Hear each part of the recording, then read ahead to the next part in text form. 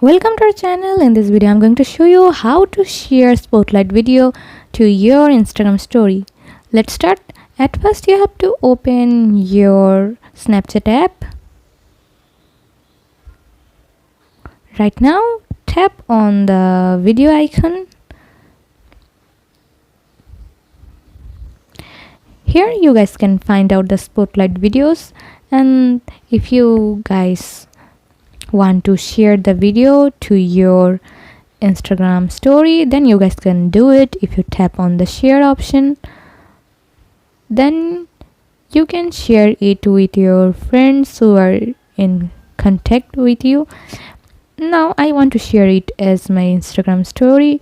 Just tap on the Instagram icon and then tap on share. Here they will ask you where you want to share. Then you guys can share the video on your chats or on your feeds and as your Instagram reel. Also you guys can find out the stories option if you tap on here. Now you guys can share the Spotlight video as your Instagram story. Then you have to tap on here.